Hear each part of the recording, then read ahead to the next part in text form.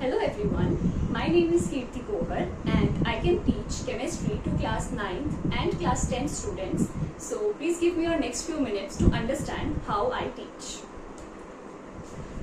So students, आज हम start करने वाले हैं क्लास 10th के कार्बन एंड इट्स कंपाउंड का एक बहुत ही इंटरेस्टिंग और इम्पोर्टेंट टॉपिक जिसका नाम है हाइड्रोकार्बन्स.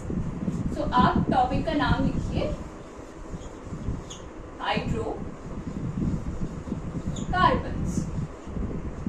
तो सबसे पहले तो हमारे लिए ये समझना जरूरी है कि हाइड्रोकार्बन का मतलब क्या है. तो देखो, आपको यहाँ जैसे नाम से ही क्लियर है कि हाइड्रोकार्बन दो वर्ड्स को मिला के बना है. First is hydro and second is carbon. तो कार्बन से तो क्लियर है कि हाइड्रोकार्बन्स में कार्बन वर्ड तो कार्बन को ही डिफाइन करेगा कि कार्बन के होंगे ये कंपाउंड, और उसके साथ साथ हाइड्रोकार्बन्स में क्या प्रेजेंट होगा? Hydrogen. So the word hydro indicates hydrogen and carbon indicates carbon. Clear है?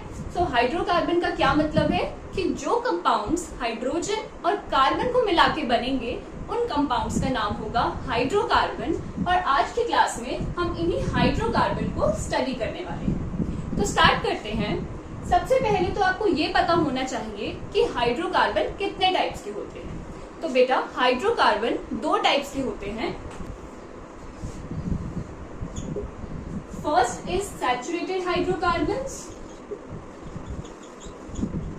And second is unsaturated hydrocarbons.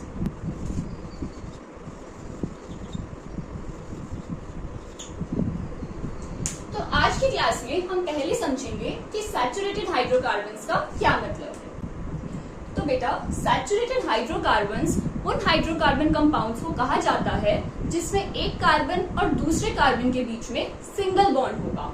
यानी कि अगर कार्बन कार्बन के बीच में सिंगल बॉन्ड है तो ऐसे हाइड्रोकार्बन्स को हम क्या कहेंगे? Saturated hydrocarbons. ठीक है. एंड सेकेंड होते हैं अनसैचुरेटेड हाइड्रोकार्बन्स. सो अनसैचुरेटेड हाइड्रोकार्बन्स का मतलब है कि ऐसे हाइड्रोकार्बन कंपाउंड्स जहां पे एक कार्बन और दूसरे कार्बन या तो दो बॉन्ड से कनेक्टेड होंगे या फिर तीन बॉन्ड से कनेक्टेड होंगे. इट मीन्स कि कार्बन और कार्बन के बीच में या तो डबल बॉन्ड है, ठीक है, या फिर कार्बन और कार्बन के बीच में तीन बॉन्ड्स हैं जिसे कहा जाता है ट्रिपल बॉन्ड. तो यहाँ तक अभी क्लियर है कि जो हाइड्रोकार्बन्स हैं वो ऐसे कंपाउंड हैं जो हाइड्रोजन और कार्बन को मिला के बनेंगे. और ये दो तरह के होते हैं, सैचुरेटेड हाइड्रोकार्बन्स और अनसैचुरेटेड हाइड्रोकार्बन्स. सैचुरेटेड हाइड्रोकार्बन्स हम उन्हें कहेंगे अगर कार्बन और कार्बन में सिंगल बॉन्ड होगा, और अनसैचुरेटेड हाइड्रोकार्बन्स हम उन्हें कहेंगे जब कार्बन कार्बन में आइदर डबल बॉन्ड होगा या फिर एक ट्रिपल बॉन्ड होगा. तो अब हम सबसे पहले डिटेल में स्टडी करेंगे सैचुरेटेड हाइड्रोकार्बन्स को. तो बेटा, जो सैचुरेटेड हाइड्रोकार्बन्स है ना, इसमें हम स्टडी करते हैं एल्केन्स के बारे में. क्या पढ़ेंगे हम यहाँ पे? एल्केन्स को. एल्केन्स का क्या मतलब है कि जो सैचुरेटेड हाइड्रोकार्बन्स है उसी के अंदर हम स्टडी कर रहे हैं ना एल्केन्स. तो एल्केन्स का सिंपल मतलब है कि when there is a single bond between carbon carbon, so those compounds are known as alkanes. Okay. So alkanes का जो जनरल फॉर्मूला रहता है वो है CnH2n+2. देखिए कैसे. एल्केन्स का जनरल फॉर्मूला है CnH2n+2. यहाँ पे जो ये n है और 2n+2 है, ये हमने कहा लिखा है? उसके सबस्क्रिप्ट में लिखा है. इसका मतलब हुआ कि हम यहाँ पे अगर n की वैल्यू को पुट करते हैं 1, if n is equals to 1, तो C क्या बन गया? 1. तो हम इसे लिख सकते हैं C1. और H2n+2 में भी हम n की वही वैल्यू पुट करेंगे जो हमने यहाँ n की वैल्यू पुट करी होगी. तो अगर मैं यहाँ 1 पुट करूंगी तो ये क्या आएगा? H2(1+2). So 2 multiplied by 1 is 2 plus 2. So 2 plus 2 is 4. It means C1 and H4. So C1H4 को हम सिंपली क्या लिख देते हैं, CH4। इसे हम क्या लिख सकते हैं, CH4। तो आपको समझ आ गया कि CnH2n+2 फॉर्मूला को हम किस तरह से यूज करते हैं। आपने n की वैल्यूज को पुट करना है और जो n की वैल्यू आप यहाँ लगा रहे हैं वही n की वैल्यू आप यहाँ पर भी लगाओगे। ऐसा नहीं है कि C के लिए हमने n को 1 पुट कर दिया तो H के लिए n को हमने 2 पुट कर दिया। नो, n की जो वैल्यू रहेगी पूरे फॉर्मूला में हम वही वैल्यू पुट करेंगे CnH2n+2 में। ठीक है, तो अब हम डिटेल में एल्केन्स के बारे में देखते हैं।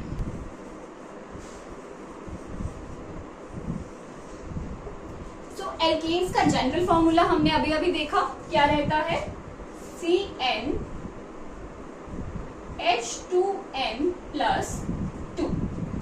तो सबसे पहले हम पुट करेंगे यहाँ पे n की वैल्यू को 1।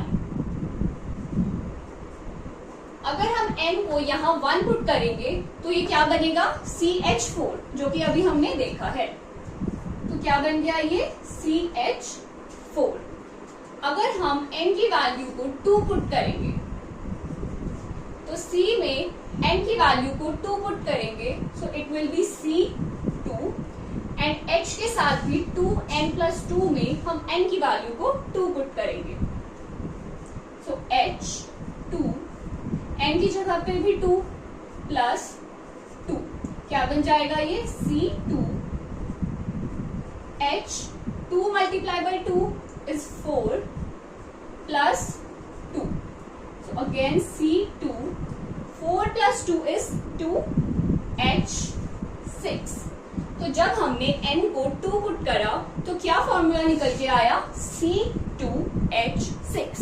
सिमिलरली हम n को 3, 4, 5, 6, 7 एनी नंबर हम पुट करके इस फॉर्मूला में निकाल सकते हैं एल्केन्स का फॉर्मूला।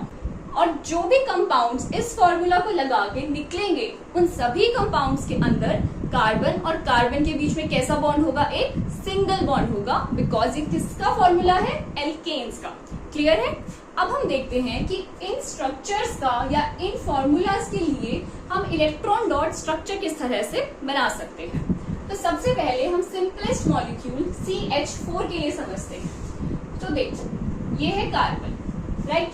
नाउ वी नो कि कार्बन के पास कितने वैलेंस इलेक्ट्रॉन्स होते हैं, 4 वैलेंस इलेक्ट्रॉन्स। ठीक है, तो मैंने कार्बन के 4 वैलेंस इलेक्ट्रॉन्स को लेट्स से क्रॉस से रिप्रेजेंट कर दिया।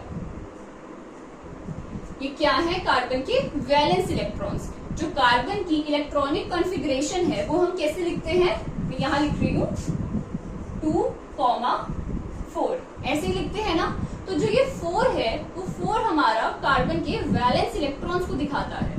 तो हमने कार्बन के वैलेंस इलेक्ट्रॉन्स को क्रॉस से रिप्रेजेंट किया है। अब यहाँ पे इस मॉलिक्यूल में आप देखो कितने हाइड्रोजन है, 4 हाइड्रोजन है।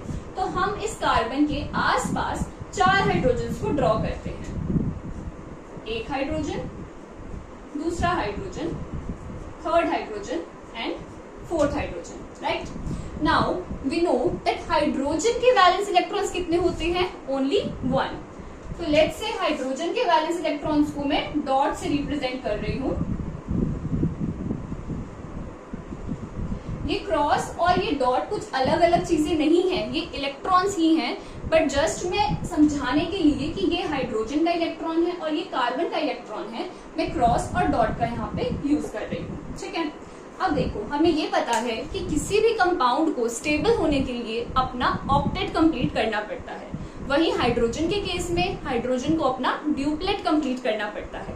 तो इसका क्या मतलब हुआ, ऑक्टेट कंप्लीट करने का मतलब है कि वैलेंस इलेक्ट्रॉन्स को कंप्लीट करना 8 तक, एंड ड्यूप्लेट का मतलब कि वैलेंस इलेक्ट्रॉन को कंप्लीट करना 2 तक। अगर वो ऐसा अटेन कर लेगा तो बेटा वो कंपाउंड बिल्कुल स्टेबल हो जाएगा। पर केमिस्ट्री में हर एक कंपाउंड जो है ना वो हमेशा स्टेबिलिटी की तरफ जाता है, वो हमेशा स्टेबल होना चाहता है।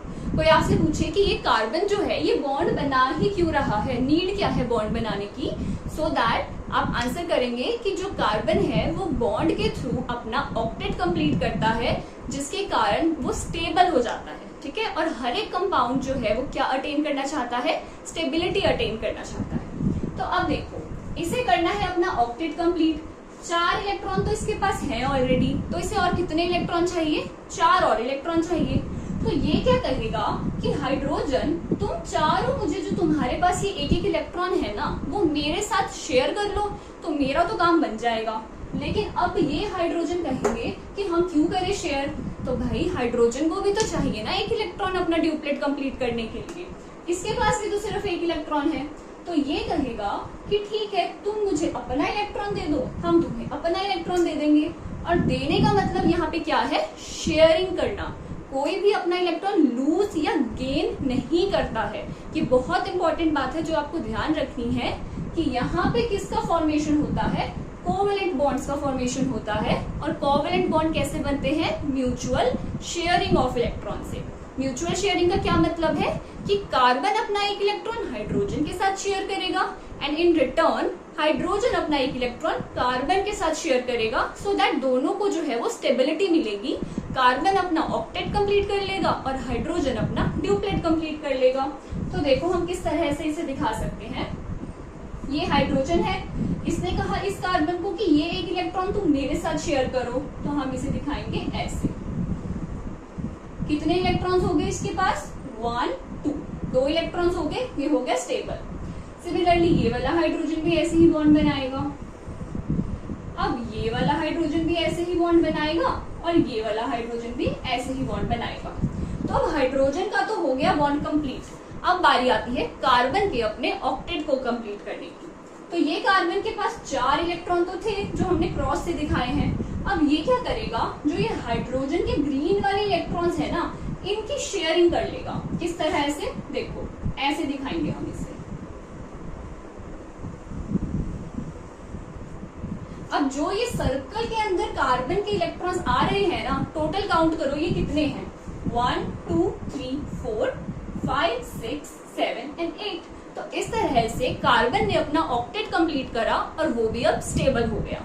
तो इसी इलेक्ट्रॉन डॉट स्ट्रक्चर को हम और कैसे रिप्रेजेंट कर सकते हैं कि ये कार्बन है और ये हाइड्रोजन के साथ इसने यहाँ एक बॉन्ड बनाया, ठीक है। यहाँ वाले हाइड्रोजन के साथ भी इसने ये एक बॉन्ड बनाया, ऊपर वाले हाइड्रोजन के साथ भी एक बॉन्ड बनाया और नीचे वाले हाइड्रोजन के साथ भी एक बॉन्ड बनाया। क्लियर है बेटा? यहाँ पे जो ये एक बॉन्ड है ये क्या दिखा रहा है कि इस बॉन्ड के अंदर कितने इलेक्ट्रॉन्स प्रेजेंट हैं? बताओ यहाँ देखकर। 2 इलेक्ट्रॉन्स प्रेजेंट है, क्योंकि ये देखो ये कार्बन का एक इलेक्ट्रॉन और ये हाइड्रोजन का एक इलेक्ट्रॉन, इन दोनों को मैंने इस लाइन से रिप्रेजेंट किया है। इट मीन्स कि एक लाइन में 2 इलेक्ट्रॉन्स है। लाइन या बॉन्ड हमें कहना चाहिए कि बॉन्ड जो है वो कौन सा है? Covalent bond. सो CH4 का स्ट्रक्चर क्लियर है। तो अब हम मूव करेंगे C2H6 के स्ट्रक्चर पे। सो C2H6 में कितने कार्बन प्रेजेंट है? 2 कार्बन। तो सबसे पहला काम है हमारा इन 2 कार्बन को ड्रॉ करके इनके वैलेंस इलेक्ट्रॉन्स को रिप्रेजेंट करना। तो यहाँ देखते हैं, मैंने ड्रॉ करा ये एक कार्बन और इसके वैलेंस इलेक्ट्रॉन्स कितने हैं? 4 1 3 एंड 4, राइट। सिमिलरली मैं यहाँ साथ में बनाती हूँ दूसरा कार्बन जिसके वैलेंस इलेक्ट्रॉन्स भी कितने हैं? 4। इतना क्लियर है? C2 में 2 कार्बन थे, एक कार्बन हमने ये बनाया और दूसरा कार्बन हमने यहाँ बनाया। अब काम तो यहाँ पे भी सेम होना है, कार्बन को करना है अपना ऑक्टेट कंप्लीट। अब अगर ये वाला कार्बन इसे कहेगा कि तुम मुझे अपना एक इलेक्ट्रॉन दे दो, तो बदले में ये भी तो चाहेगा कि तुम भी मुझे अपना एक इलेक्ट्रॉन दो। तो ये दोनों क्या करेंगे? इन दोनों इलेक्ट्रॉन्स को आपस में शेयरिंग कर लेंगे। तो अगर ये कार्बन इससे एक इलेक्ट्रॉन ले लेता है तो इसके पास कितने इलेक्ट्रॉन्स होंगे? 1 2 3 4 और ये वाला लेगा एक 5। तो अभी भी कितने इलेक्ट्रॉन्स रह गए? 3 इलेक्ट्रॉन्स। तो वो 3 इलेक्ट्रॉन की फुलफिलमेंट उसकी कौन करेगा? हाइड्रोजन करेगा। अब इसमें हाइड्रोजन भी तो है 6, तो हम क्या करेंगे? 3 हाइड्रोजन बनाएंगे यहाँ पे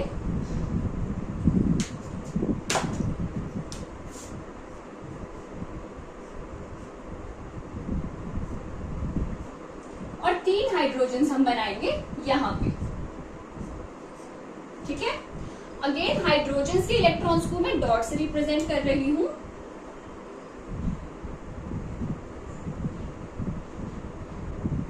ठीक है। अब सबसे पहला काम हम क्या करेंगे? हाइड्रोजन के ड्यूप्लेट्स को कंप्लीट करेंगे। हाइड्रोजन इस कार्बन से ये इलेक्ट्रॉन लेगा, हम ऐसे दिखाएंगे।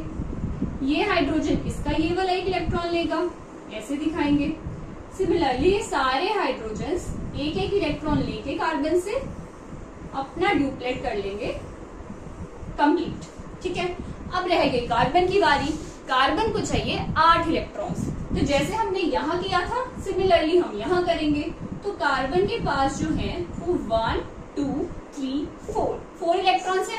अब इसे चाहिए 4 और इलेक्ट्रॉन्स, तो ये 3 इलेक्ट्रॉन्स इन हाइड्रोजन से ले लेगा और 1 इलेक्ट्रॉन इस कार्बन से लेगा। तो आप इसे कैसे ड्रॉ करेंगे?